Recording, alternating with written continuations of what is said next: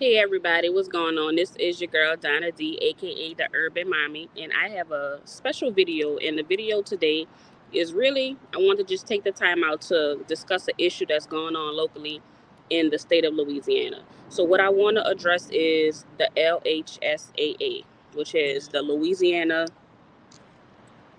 High School Athletic Association. So pretty much they started in October of 1920. A group of high school principals met in Baton Rouge to discuss ways to better regulate and advance high school interscholastic athletic programs. This meeting led to the formation of the Louisiana High School Athletic Association. Since then, its executive directors, staff, and member school principals have led education-based athletics in the state of Louisiana. Okay, so that's the cute definition, but the real definition is the LHSAA runs athletics in Louisiana like death row records. So a lot of people are scared to speak up against them for whatever reason. I could speak up because I don't have a dog in the fight. You can't really punish me. I don't think. My child does not play, but what I am talking about today is Warren Easton. So Warren Easton is a high school in New Orleans that has a pretty good football program, and it's also a good school academically as well. And recently, actually, something happened a little bit earlier in the this calendar year, where they were allegations that they were doing improper things to recruit. Now, these were allegations, and somebody said it came from a particular school. I mean, that's neither here nor there. That's not really what I'm interested in. That's not what the story is about, because I don't want y'all to say, well, if they wrong, they wrong. Because we're not talking about right or wrong with the infraction itself. What we're talking about, or what I'm talking about, is the punishment. All right, so to get back to the story, Warren Easton had two coaches to be suspended. They were fined, school was fined, and the children are going to be uh, they won't be able to be in playoff contention for an entire year. Now, remember, this happened in earlier this year, but we're punishing children this year. What I want to say is that's totally unfair. The punishment does not meet the crime. All right. Now, the crime, when it comes to the coaches being suspended or fined or whatever, that's fine. But I believe they went a little extra when it came to also punishing the children.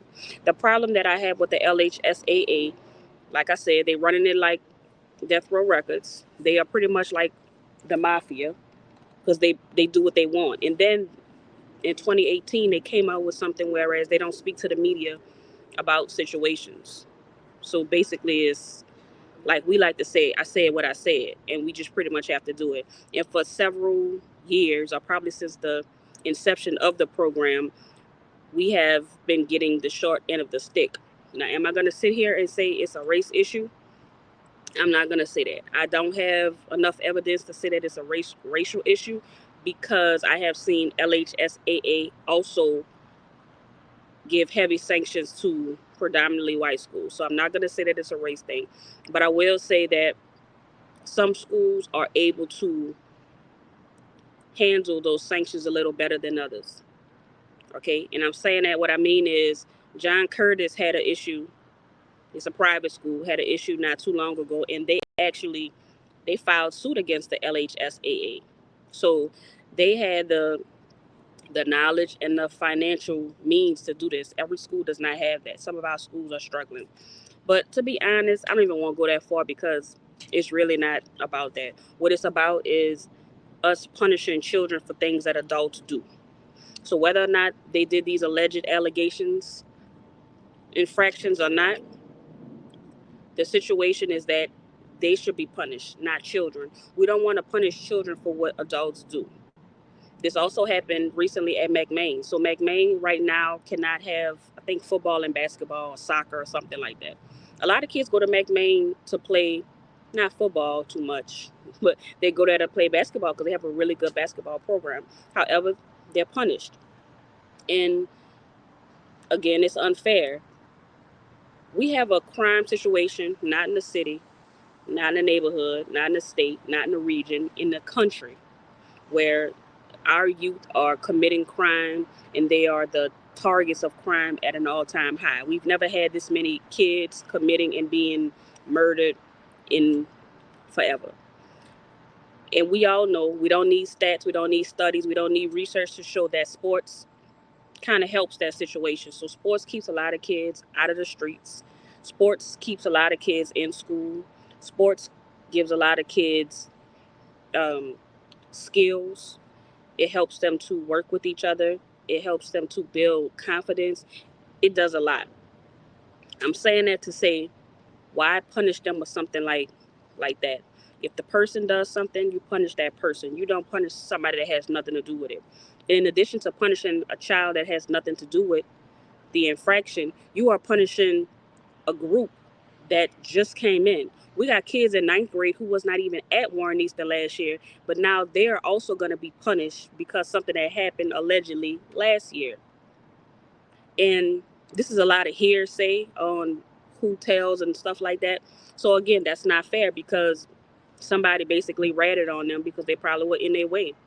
Easton is a good school, so when you're one of those schools like that, like they say on the wire, when you come for the wing for the king, you best not miss. So everybody gonna try to come shoot at the king. I'm not saying Easton is the king of football, but they are pretty good. So yeah, if you want to knock everybody out, that is a way to do it. But let's not punish our children. A lot of these kids work hard. They have been working since they were babies. A lot of them playing football. They have been practicing. They go to conditioning. They try to keep their grades up. They have been in 100-degree weather for the last couple of months. And keep in mind, they got gear on too, so they're really hot. They have been working hard only to find out that they won't be able to even go to the playoffs. Now, I know somebody's probably saying, well, at least they can still play. Yes, that's true. However, we got to think about it like this. We got to be real. If you're playing football and you can't even go to the playoffs, are you really going to give 100%? If you have a person on your team that is already a 4 or 5 star recruit that already has their scholarship solidified, are you really going to take the chance to put them out there and they can't even really win anything? No, you're not going to play them. Well, you shouldn't play them, but that hurts them because they can't get the reps that they may need. And it may hurt a child who actually wants to get attention that they may not have gotten those first couple of years in football. Or what if a child just moved to Louisiana and like, oh, I want to go to Easton because they have a really good football team. So they join the school and now they can't play. Or they can play, but it's just for fun. You know? Like, I don't know. What are we teaching our kids? We teaching them at an early age that life is not fair. And we also teaching them a hard lesson of the have and the have-nots. Because the schools don't have the means to fight this. And some of them, whatever, we just got to deal with it. And for so long, we have been just having to do whatever they say. They punish us and we just get punished. And people don't speak out because they don't want to be, in trouble more. A couple of years ago, Southern Lab got punished for 2 years for an alleged violation of recruiting. Whether you like it or not, recruiting happens all the time. Illegal recruiting happens all the time. They recruit for the babies at the parks. You can't really stop that. You just can't. But even so, if you're going to do it, you have to do it to everybody. You can't just do it to certain schools because that's what makes it look like it could possibly be a racial thing or it can be some kind of class issue. Because if one school is doing it, another school is doing it too. Like, I mean, it just is what it is. But the problem is y'all don't have a standard operating procedure, which means y'all just throw the dice up and decide what y'all gonna do. Okay, Easter messed up today. Oh, all right, they're gonna be suspended for a year. Oh, Brother Martin messed up this year. Oh, they're gonna have to forfeit all their games, but they can still go to the playoffs. Oh, John Curtis messed up. We're gonna take back 2 years of championships. Like, where's the standard operating procedures? Where is the book that says if you do this, then this happens? If you do this, then this happens. But the problem is the LHSAA feels like they don't have to answer to anybody. I don't know if you know, but they are like a nonprofit organization. It's a LHSAA is a private nonprofit corporation whose membership consists of high schools within Louisiana. Y'all can read the rest, but it's a nonprofit. So, I mean, I'm not trying to shake nothing up, but I think it might be time that we look into something else. But people need to have a voice. But it seems like they don't have a voice when it comes to the LHSAA. Some schools get it and some schools don't. You can't tell me that every school is perfect, but the ones that y'all keep going after, like I say, it's not just blacks. It's other schools as well that that this happens to. But I just think if you're gonna do punishments, make sure it's fair, and if you're going to punish somebody for doing something, make sure you're actually punishing that person and not somebody who had absolutely nothing to do with it. You punishing a school for 2 years, you're affecting kids that's coming in 2 years in. And remember, these sports help our children. Some of our children don't have anything but these sports. These sports keep them going. Think about that poor child. Like I watch Last Chance U on Netflix. That's my little show.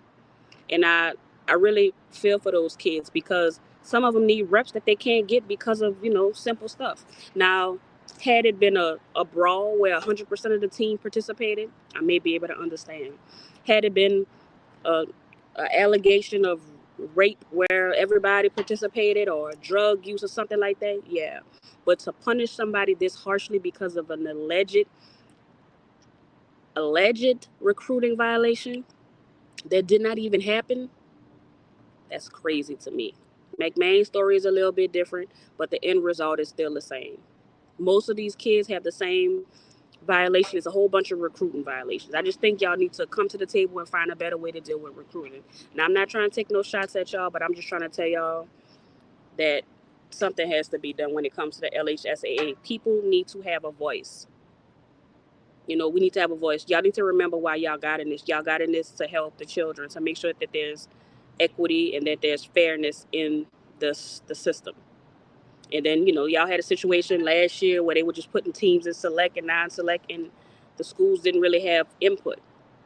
Again, that's not fair. People need a voice. The schools need a voice. The students need a voice because without students, there would be no LHSAA. So I think that we need to remember who we working for, and it's the children, and it's the people of Louisiana.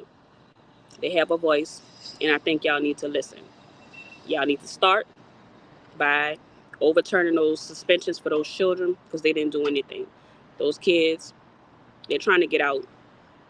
We live in New Orleans. We got a lot going on down here. Let our babies make it out.